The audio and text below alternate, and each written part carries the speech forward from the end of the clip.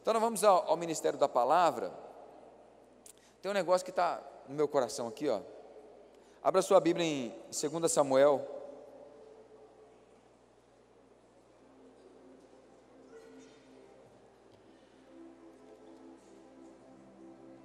Deixa eu abrir aqui.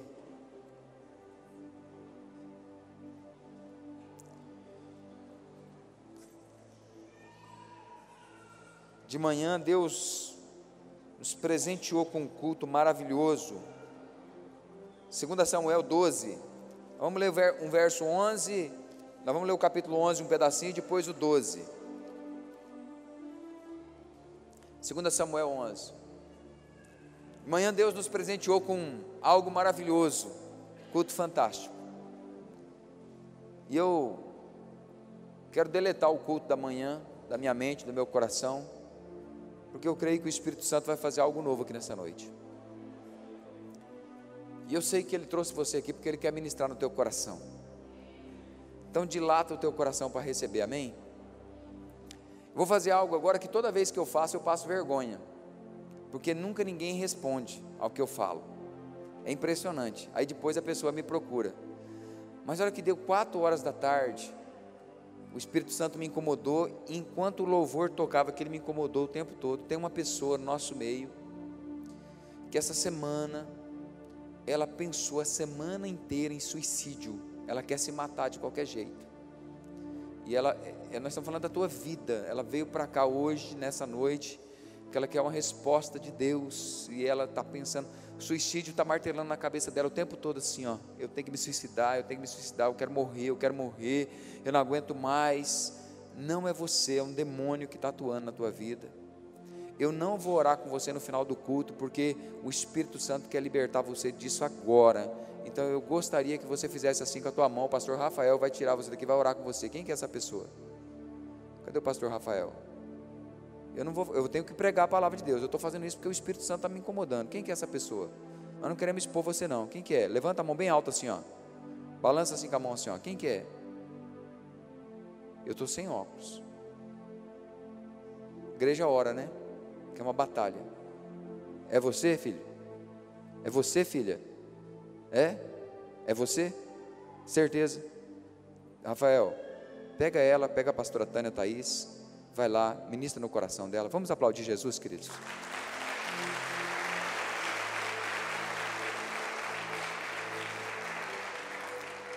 Porque nós estamos falando de vida.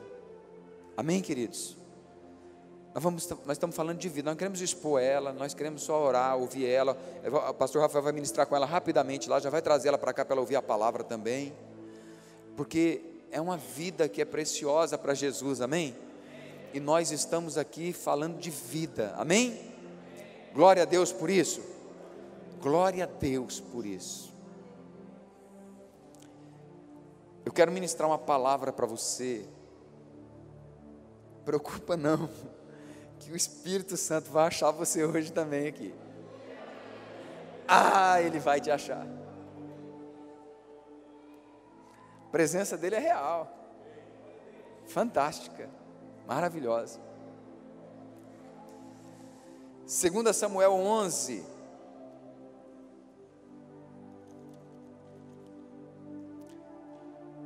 verso 26. 2 Samuel 11, 26.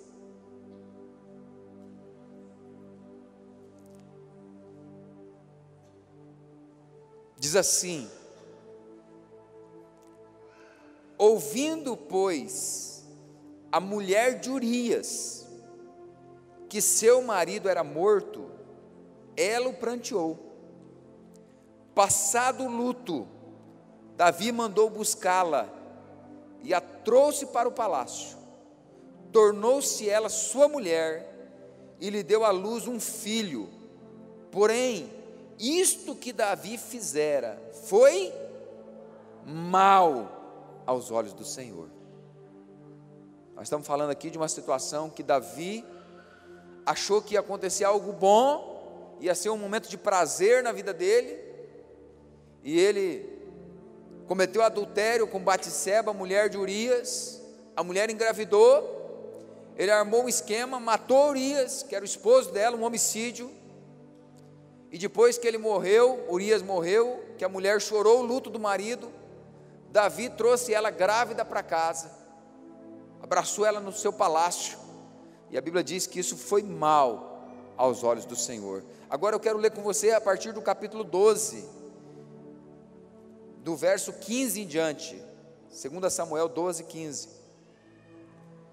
E o Senhor feriu a criança, que a mulher de Urias dera à luz a Davi. Olha aí, ó, o problema. E a criança adoeceu gravemente.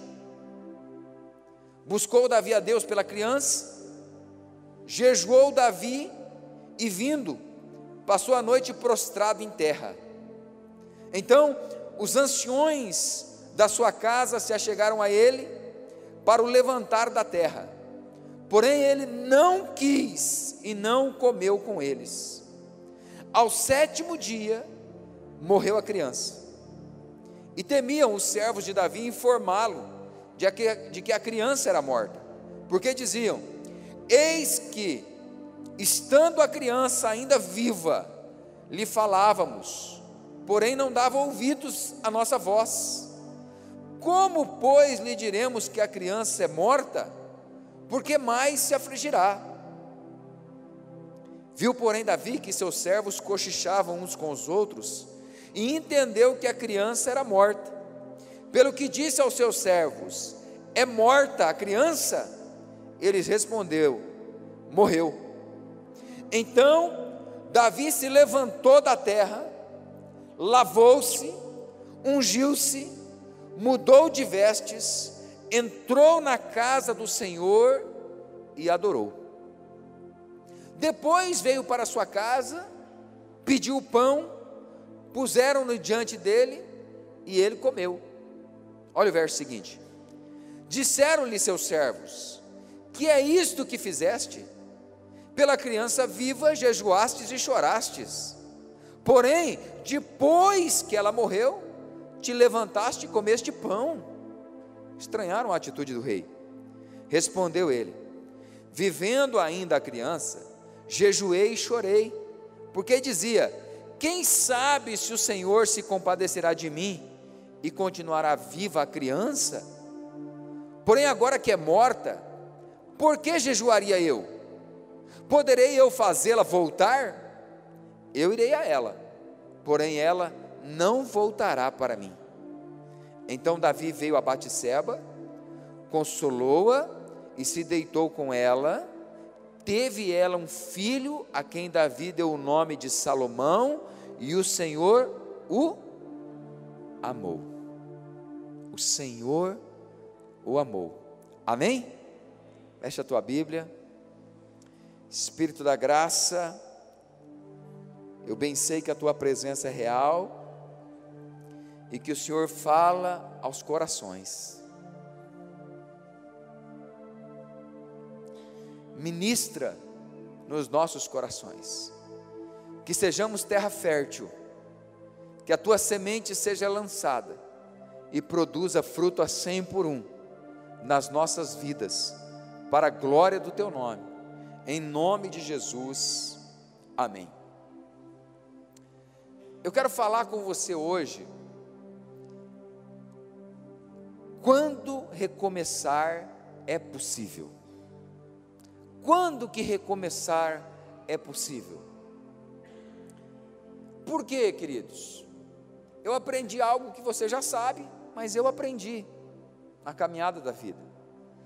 Coisas ruins acontecem a pessoas boas. Coisas ruins acontecem a pessoas boas. Para a maioria das pessoas, a vida é incerta, cheia de reveses, instável, imprevisível. A gente não sabe a vida. Pode ser assustador para você o que eu vou falar, mas você está preparado para morrer hoje?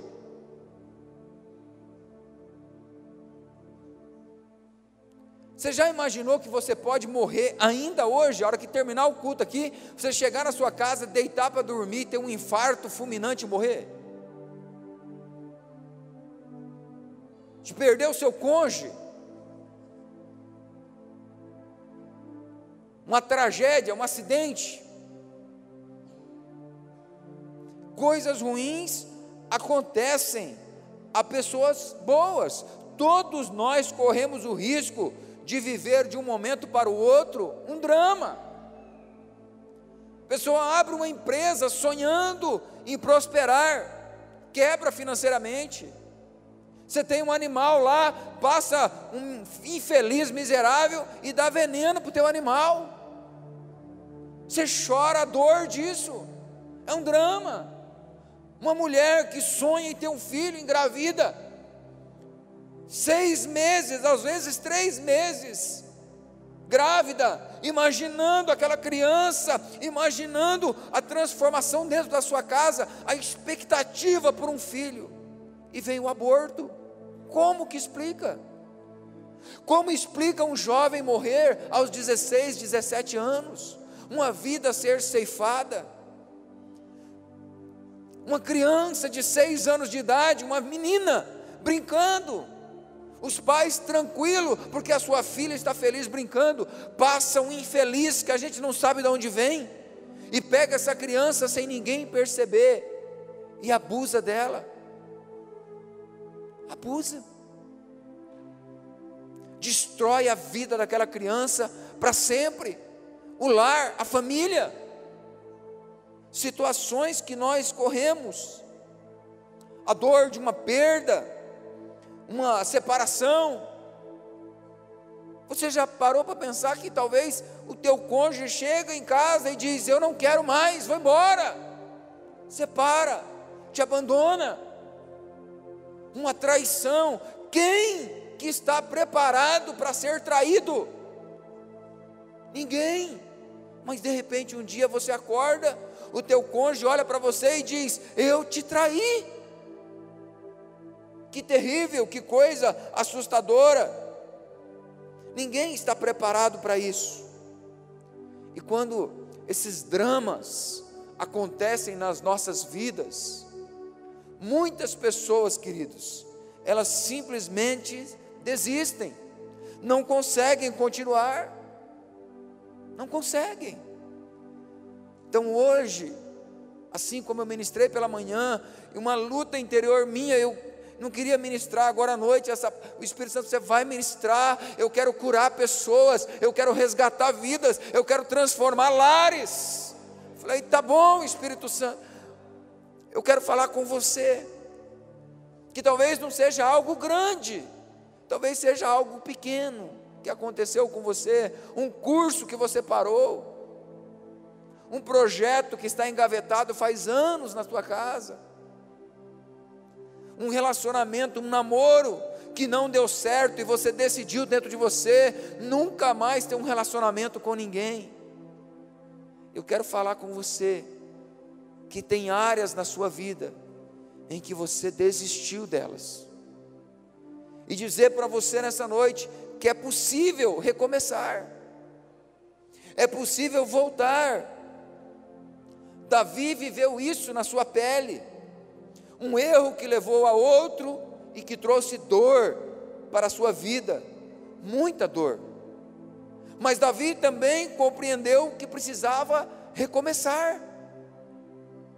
Ele olhou para aquele momento da sua vida, para aquela tragédia estabelecida, havia uma sentença de morte sobre a sua casa, a morte aconteceu, mas ele decidiu se levantar e recomeçar. Há pessoas que elas não conseguem superar os traumas do passado, do abuso físico, do abuso verbal, do que o pai fez com a mãe, do que a mãe fez com o pai, do que os pais fizeram com ela, do que aconteceu no trabalho, do que aconteceu no ministério, se tornam prisioneiras da dor. Sua vida não pode ser um martírio, você não pode ser um saco cheio de mágoas, você não é isso. cheio de tristeza, de dor, cheio de espinhos. Então, pastor, quando é que é possível recomeçar? É possível? Sim, mas quando? Primeiro, quando eu reconheço que é preciso recomeçar. Nossa, pastor, simples assim? Simples assim. Porque se você não reconhecer que tem áreas da sua vida que você precisa recomeçar nelas,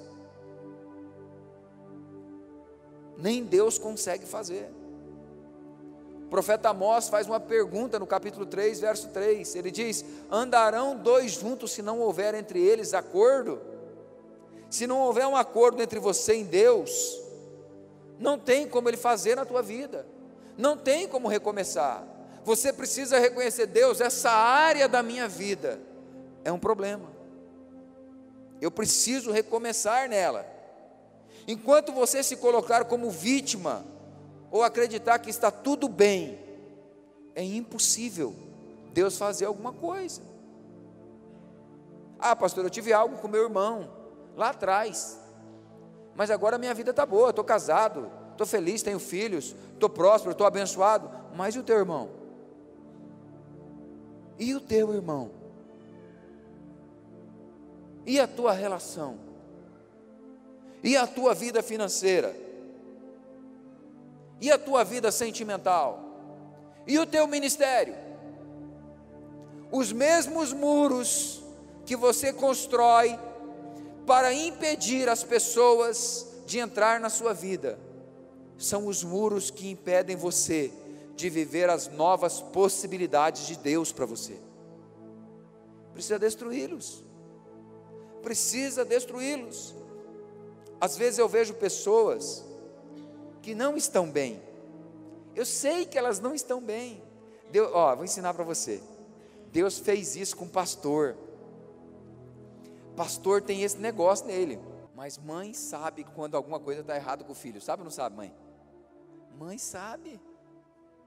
Mãe sabe, é um negócio impressionante. Mãe olha e fala assim: o que está acontecendo, meu filho? O que houve, minha filha? Mãe sabe, pastor sabe. Eu sei que não está bem. Quando o pastor olha para a ovelha, ele sabe que não está bem. Aí o pastor chega: está tudo bem com você? Aí ela fala assim: está tudo bem, pastor. Mentiroso. Mentirosa. Não está bem, sabe que não está bem. Está pior que o Satanás mente para os outros, ela está mentindo para ela mesma. Não está bem. Está tudo bem. Está tudo bem. Não está bem. Pastor sabe. Quando o pastor olha no olho e pergunta, pode sondar o coração. É lógico que às vezes a gente faz uma pergunta brincando, né? Está tudo bem com você? Está tudo bem. Será que está tudo bem comigo? O pastor perguntou se está tudo bem. Às vezes é brincando, mas às vezes a gente olha no olho, porque a gente sabe que não está bem. Os psiquiatras descobriram algo fantástico. Eles descobriram que ninguém que é 100%, se a pessoa não for 100% transparente, ela jamais será curada. Jamais. Os psicólogos descobriram isso. Coitado. A Bíblia já diz isso. Tiago, no capítulo 5, ele diz: confessai os vossos pecados uns aos outros e orardes uns pelos outros para serdes curados. É um princípio bíblico. Qual que é a bênção? A cura. Você quer ser curado? Quer ser curado? Qual que é o princípio para você ser curado? Confessa o pecado. Fala o que está aí dentro, tem que ser transparente. Ah, pastor, o que vão pensar de mim? Eu não gosto de falar a meu respeito. Quem não consegue falar de si, quem não consegue abrir o que está aqui dentro, é porque está doente. Não vai ser curado nunca. Os psiquiatras descobriram. A Bíblia já revelou isso há muito. tempo. Há muito tempo. Para quem que você fala de você? Há segredos no seu coração? Se você não fala de si, se você não confia nas pessoas, você está doente. Alguma coisa está errada com você. Por que você tem que guardar esse segredo? Por quê? Enquanto você não reconhecer, é impossível, não tem jeito. Sabe quando você é curado? Quando você reconhece. Quando Jesus escreve à igreja de Éfeso, em Apocalipse no capítulo 2, ele diz: eu conheço as tuas obras, eu sei que você é perseverante, eu sei que você trabalha, que você faz um monte de elogio. Aí ele diz assim: eu tenho porém contra você, que abandonastes o primeiro amor. Volta e arrepende, ou seja, reconhece e recomeça. Volta e arrepende, senão eu virei contra ti. Tem que reconhecer que está errado e recomeçar. Então a primeira coisa que eu preciso fazer é reconhecer. E a segunda, pastor? Qual é a segunda coisa? Quando eu paro de procurar culpados. Quando você para de procurar culpados, é o começo do recomeço na sua vida. Tem pessoas, essa mensagem eu escrevi ela, estava digitando ela, já era hoje pela madrugada já. Nós fizemos um casamento ontem, celebramos, e eu já tinha passado da meia-noite, era 00:05, 00:06, e eu estava ministrando ela, escrevendo ela, e o Espírito Santo estava ministrando no meu coração algumas coisas. Tem pessoas que a oração delas, ou que o lamento delas é assim, ó: Deus, como o Senhor permitiu? Eu orei, eu jejuei, eu ouvi o profeta, eu busquei uma direção, eu fiz campanha, como que o Senhor permitiu? Você está colocando a culpa em Deus. Deus é culpado? Não é. Deus casa? Deus fica com alguém? Deus constrói casa? Abre empresa? Não. Para de procurar culpados. Talvez seja o tempo de você assumir as suas culpas. Eu e a Tânia estávamos numa campanha de oração na igreja. Corria o ano de 1996. E aí, um amigo muito querido, foi o nosso primeiro discipulador, Ben-Hur e Cleide, investiram nas nossas vidas. E nós tínhamos sofrido um acidente de carro, o carro tinha acabado tudo lá, e a Tânia tinha machucado muito o joelho, estava usando muleta. Então eles tinham um Tempra, nós morávamos como se fosse aqui no Alto da Bela Vista, eles moravam como se fosse lá no Virgílio, e a igreja era como se fosse lá na Associação. Então eles saíam de lá da casa deles, passavam em casa, pegavam a gente, levavam para o culto, terminava o culto, eles traziam a gente de volta para casa, para ir para a casa deles. Expressão de amor, não é? Quando a gente quer falar de Jesus para as pessoas, a gente paga um preço por isso. E eu me lembro como se fosse hoje. Ele tinha um Tempra, e ele chegou, terminou o culto, ele levou a gente para casa. Chegou no portão de casa, parou o carro, e aí no reloginho, ele tinha um reloginho digital assim no carro dele, marcava 22h22. Nós entramos, nós tínhamos 2 cachorros. Os cachorros estavam alvoroçados, assustados. Aí entramos, falei: meu amor, tem alguma coisa errada.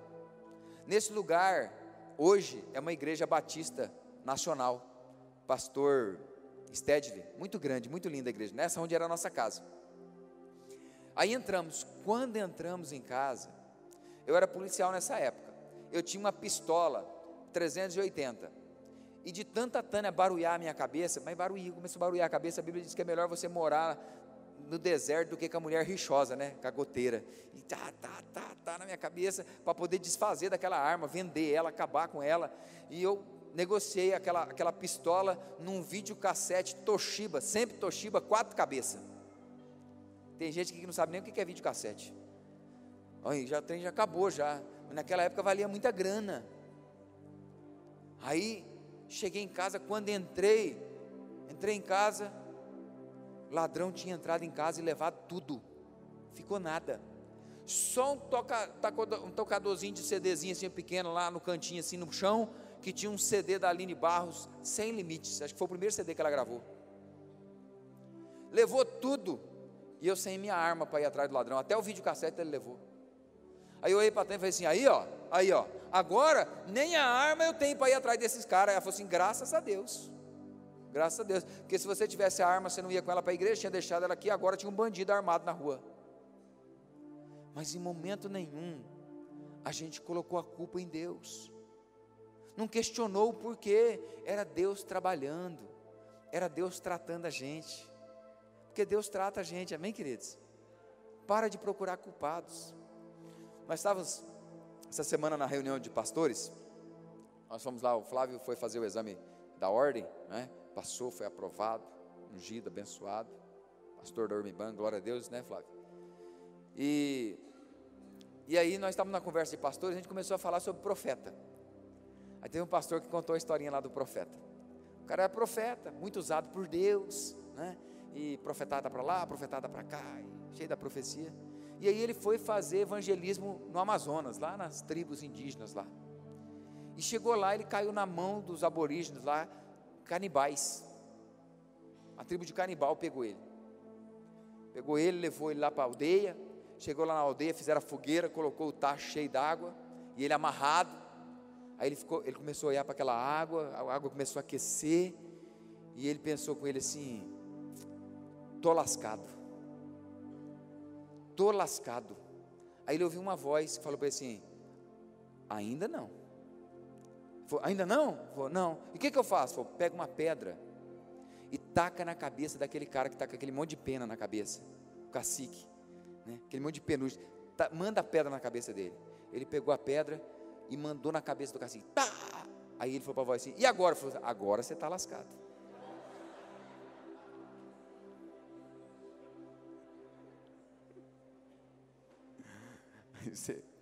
Você fica ouvindo profeta aí, ó, fica ouvindo vozes.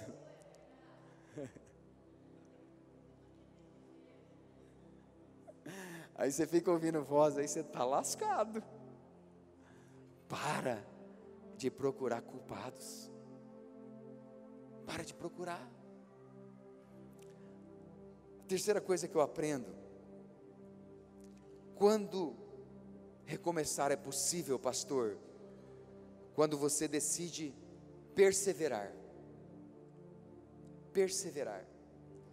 Em Filipenses 3, a partir do verso 12, Paulo escreve assim: não que já tenha alcançado ou que seja perfeito, mas eu vou prosseguindo, para ver se poderei alcançar aquilo para o que eu fui também alcançado por Cristo Jesus. Irmãos, quanto a mim, eu não julgo que eu haja alcançado, mas uma coisa eu faço, e é que, esquecendo-me das coisas que para trás ficam, e avançando para as que estão diante de mim, prossigo para o alvo, pelo prêmio da vocação celestial de Deus em Cristo Jesus.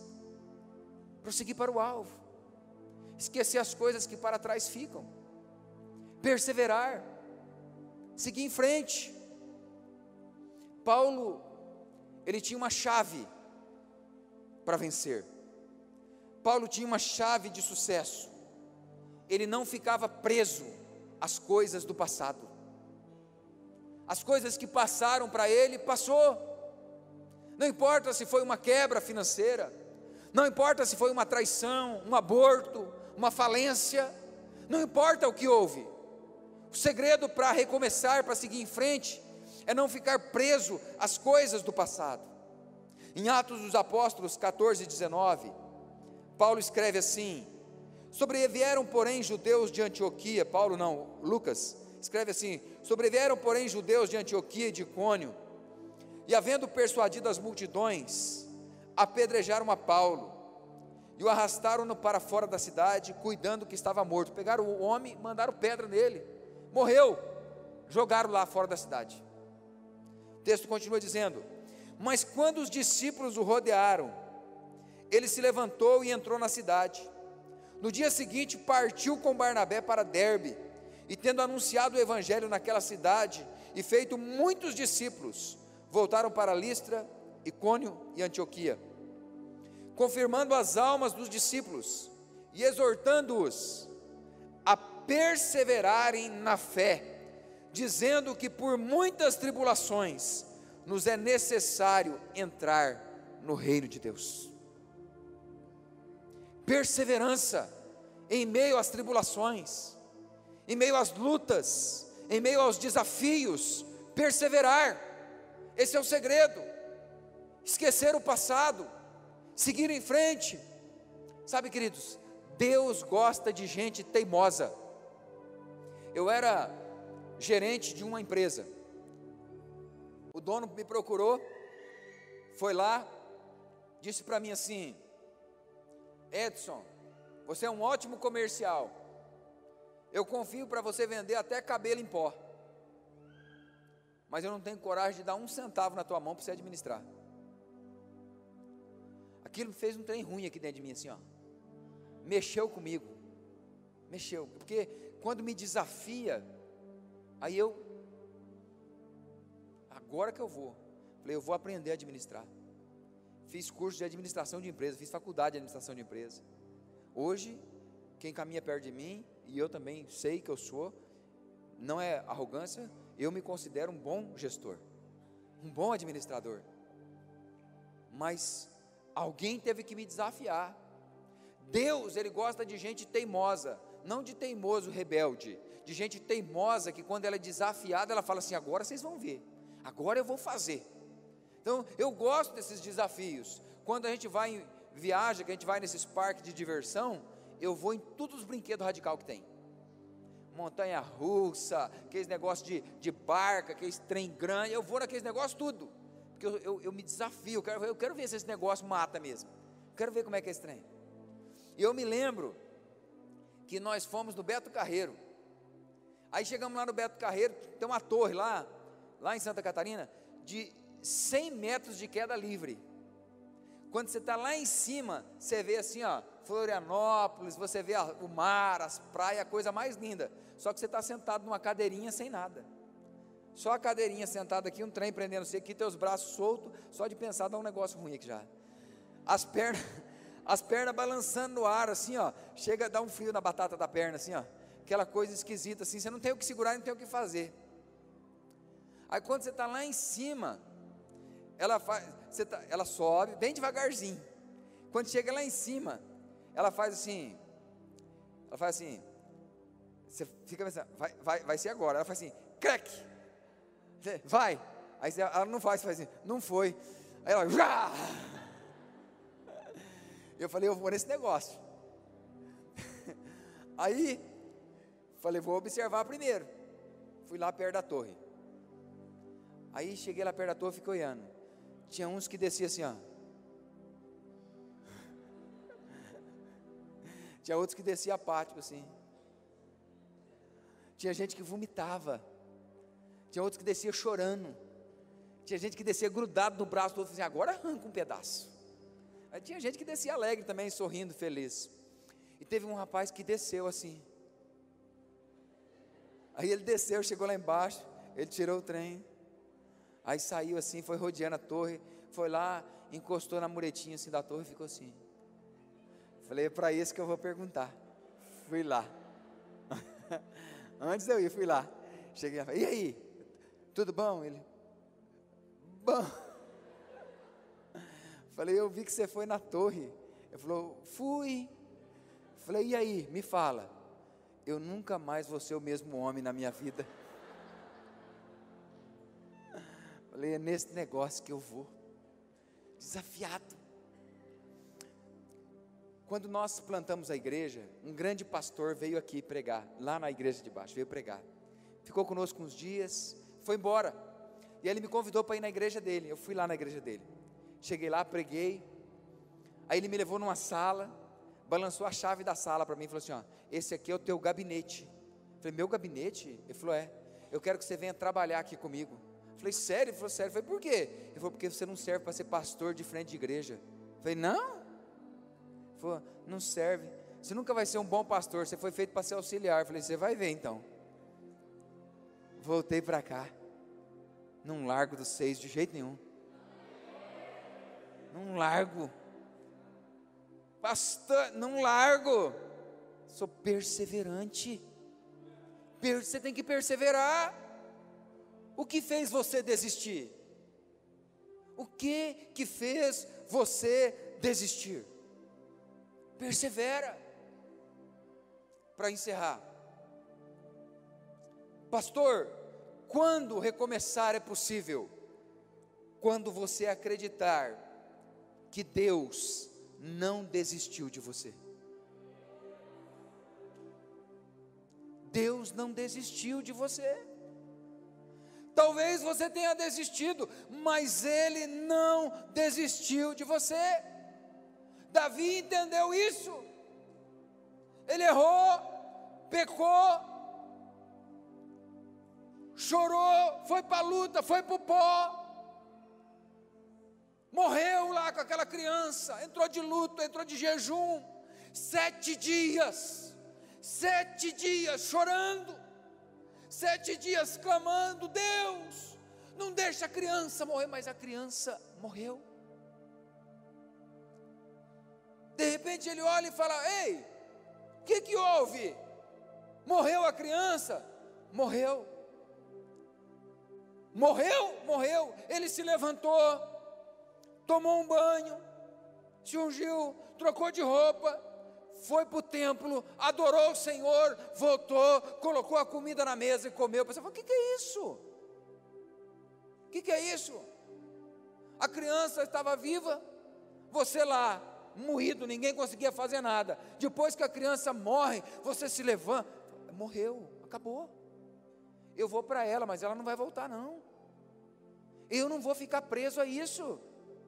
Eu tenho um Deus que não desistiu de mim, e eu sei que eu posso recomeçar, eu posso fazer novamente do jeito certo, e Ele vai me abençoar. Se levanta, a Bíblia diz que ele vai lá e toma Batseba, agora do jeito certo, ama Batseba, e ela gera um filho, e a Bíblia diz que Deus o amou. O primeiro foi mau aos olhos do Senhor, mas agora, quando ele decidiu recomeçar, Deus o amou, e ele deu o nome dessa criança de Salomão. Salomão, príncipe da paz. Deus é um Deus de possibilidades. Não recomeçar é mentir para você mesmo. Não recomeçar é dizer para Deus que Ele não é capaz, é não acreditar em você, que Deus pode mudar a tua história. Então deixa eu deixar para você 3 passos. Quando recomeçar é possível, 3 passos. Primeiro, deixe o passado no lugar dele, no passado. Segundo, desenvolva uma visão realista para o seu futuro. Aonde você quer chegar? O que você quer ter? Aonde você quer ir? Desenvolva uma visão realista. Para de ser vítima. Para de murmurar, de reclamar. Coloque alvos, coloque metas, crie algo, se levante em Deus. E por último, tenha atitudes desafiadoras e acredite que é possível. Aponta o dedinho para o teu irmão, diga para ele assim, ó, é possível. Você recebe essa palavra para a tua vida? Vamos ficar de pé.